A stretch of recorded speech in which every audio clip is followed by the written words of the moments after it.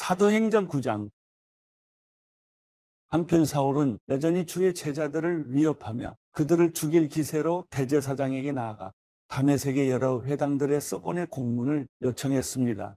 거기서 그도를 따르는 사람을 만나기만 하면 남자와 여자를 가리지 않고 잡아다가 예루살렘으로 끌고 오기 위해서였습니다. 사울이 길을 떠나 다메섹 가까이 도착했을 때 갑자기 하늘에서 빛이 비쳐 그를 둘러쌌습니다. 사울이 땅에 쓰러졌습니다. 그때 그는 사울아, 사울아, 내가 왜 나를 핍박하느냐? 하는 음성을 들었습니다. 사울이 주여, 누구십니까? 라고 묻자 나는 내가 핍박하는 예수다. 지금 일어나 시내로 들어가거라. 내가 해야 할 일을 일러줄 사람이 있을 것이다. 라고 대답하셨습니다. 사울과 함께 가던 사람들은 소리만 들리고 아무도 보이지 않아 아무 말도 못하고 멍하니 그곳에 서 있었습니다. 사울은 땅에서 일어나 눈을 떠보았으나 아무것도 볼 수 없었습니다. 그래서 그는 같이 가던 사람들의 손에 이끌려 다메섹으로 들어갔습니다. 사울은 3일 동안 앞을 보지 못한 채 먹지도 마시지도 않았습니다. 그때 다메섹에는 아나니아라는 제자가 있었습니다. 주께서 환상 가운데 아나니아야 하고 부르셨습니다. 그가 예, 주여 라고 대답하자 주께서 아나니아에게 말씀하셨습니다. 너는 어서 곧은 길이라고 부르는 거리로 가거라. 그리고 그곳에 있는 유다의 집에서 다소 사람 사울을 찾아라. 지금 그가 기도하고 있다. 그는 환상 가운데 아나니아라는 사람이 와서 자기에게 손을 얹어 다시 보게 해주는 것을 보았다. 아나니아가 대답했습니다. 주여, 제가 이 사람에 대해 여러 가지 말을 들었는데 예루살렘에 있는 주의 성도들에게 온갖 해를 끼쳤다고 합니다. 그리고 그는 대제사장들로부터 권한을 받아 주의 이름을 부르는 사람들을 모두 잡아가려고 여기에 왔다고 합니다. 그러자 주께서 아나니아에게 이렇게 말씀하셨습니다. 가거라. 이 사람은 이방 사람들과 왕들과 이스라엘 사람들 앞에서 내 이름을 전하도록 선택한 내 도구다. 내 이름을 위해 그가 얼마나 많은 고난을 당해야 할지 내가 그에게 보여줄 것이다.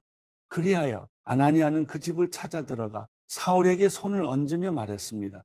사울 형제여, 오는 길에 당신에게 나타나셨던 주 예수께서 나를 보내 당신이 다시 볼 수 있게 하시고 성령을 충만히 받도록 하셨습니다. 그러자 즉시 사울의 눈에서 비늘 같은 것이 떨어져 나가더니 그가 다시 볼 수 있게 됐습니다. 그리고 그는 일어나 세례를 받은 후 음식을 먹고 기운을 되찾았습니다.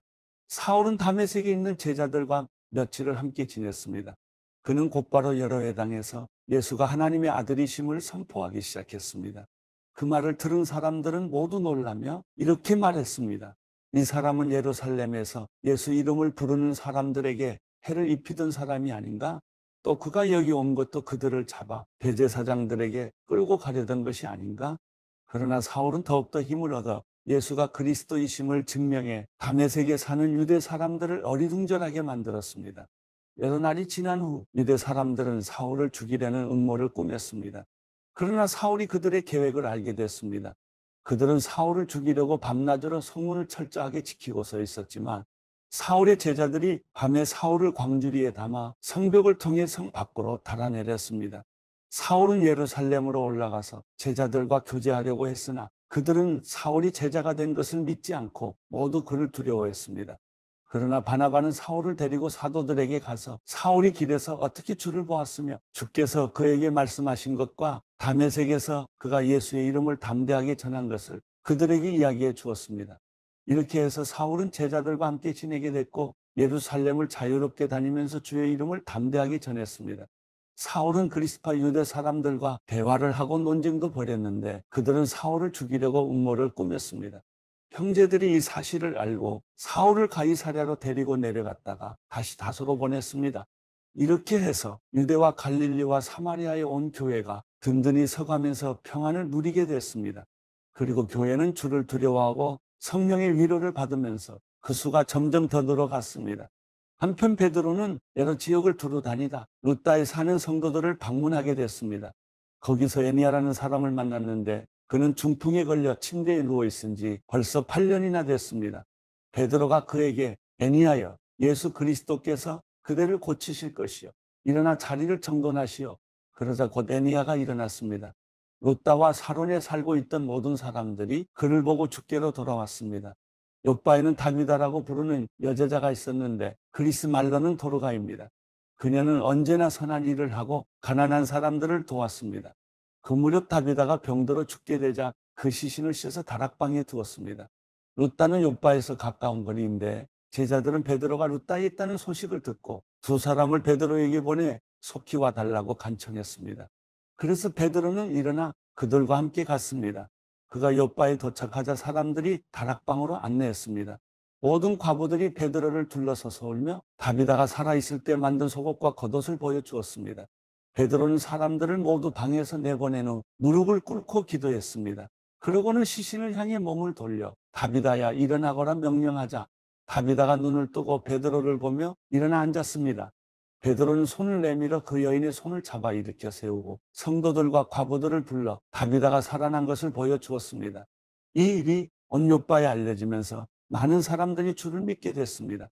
베드로는 욥바에서 여러 날 동안 가죽 제품을 만드는 시몬의 집에 머물렀습니다. 사도행전 10장. 가이사랴에 고넬료라는 사람이 있었는데 그는 이탈리아 부대라는 로마 군대의 백부장이었습니다. 고넬료와 그 집안 사람들은 모두 경건하고 하나님을 경외하는 사람들이었습니다. 고넬료는 가난한 사람들에게 아낌없이 나눠 주었고 항상 하나님께 기도했습니다. 어느 날 오후 3시쯤 고넬료가 환상을 보았습니다. 하나님의 천사를 분명히 본 것입니다. 천사가 그에게 와서 고넬료야라고 부르는 것이었습니다. 고넬료가 천사를 쳐다보고 주님, 무슨 일입니까? 라고 물었습니다. 천사가 대답했습니다.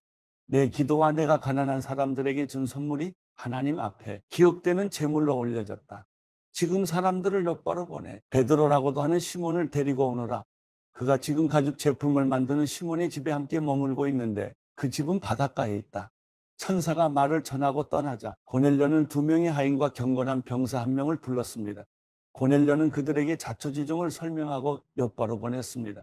이튿날 낮 12시쯤 그들이 여행을 계속하다가 욥바에 가까이 왔을 즈음 베드로는 지붕에 올라가 기도하려던 참이었습니다.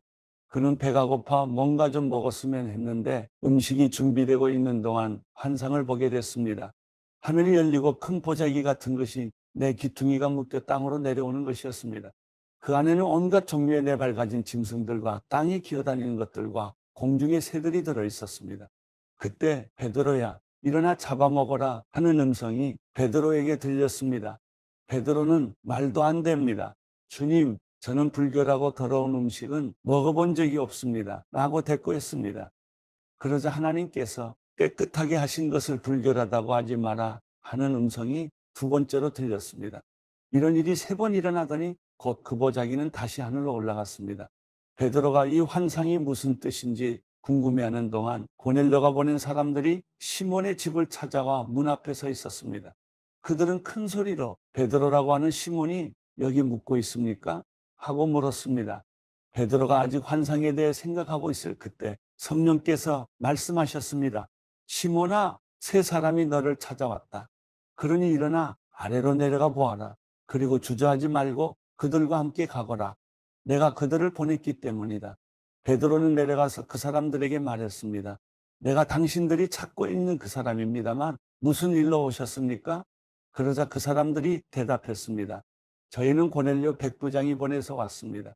고넬료는 의인이요. 하나님을 경외하는 분이시며 온 유대 사람들에게도 존경받는 분이십니다.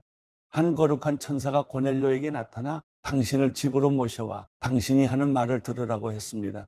그러자 베드로는 그 사람들을 맞아들여 그 집에 묵게 했습니다.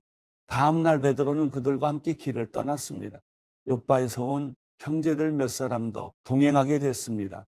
이튿날 그는 가이사랴에 도착했습니다. 고넬료는 친척들과 가까운 친구들을 불러놓고 기다리고 있었습니다. 베드로가 집으로 들어가자 고넬료가 맞이하며 베드로 발 앞에 엎드려 경의를 표했습니다. 그러나 베드로는 그를 일으켜 세우며 일어나시오. 나도 같은 사람일 뿐입니다. 라고 말했습니다. 베드로는 고넬료와 이야기를 나누며 안으로 들어갔습니다. 들어가 보니 많은 사람들이 모여 있었습니다.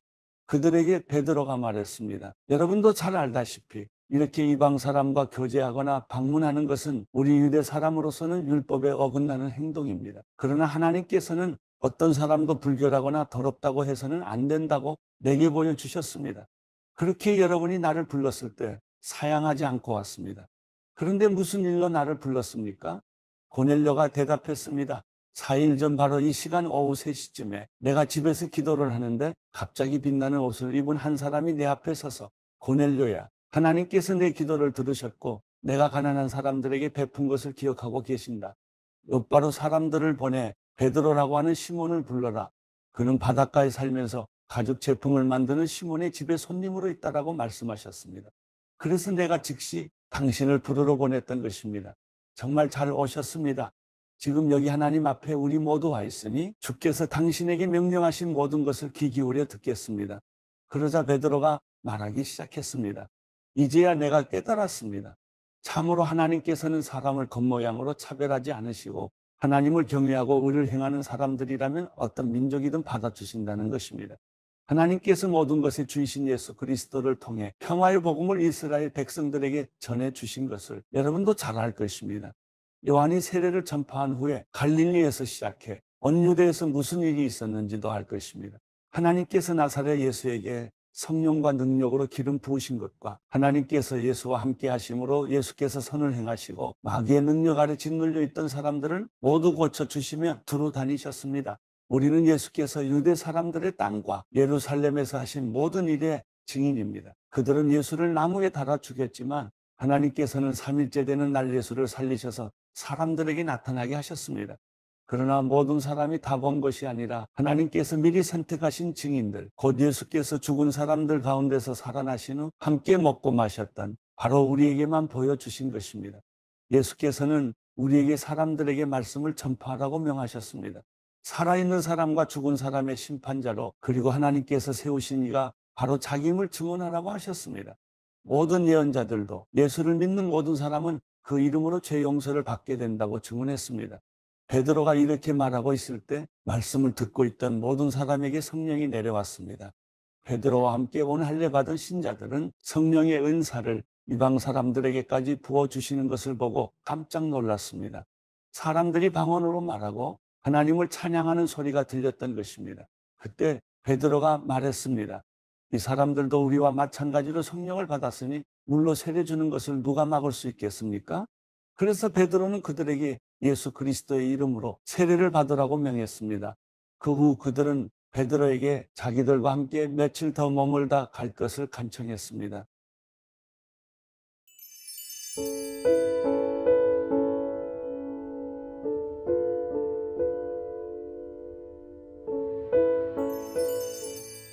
시편 8편.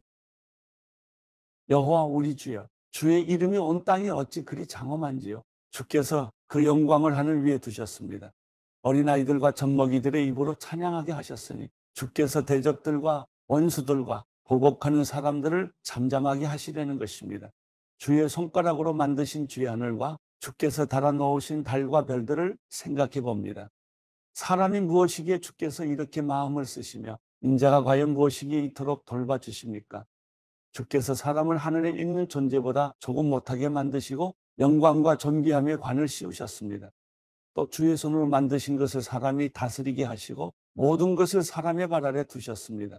곧 모든 양들, 소들, 들짐승들, 공중의 새들, 바다의 물고기들, 바닷길을 헤엄쳐 다니는 모든 것들을 다스리게 하신 것입니다. 여호와 우리 주여, 주의 이름이 온 땅에 어찌 그리 장엄한지요.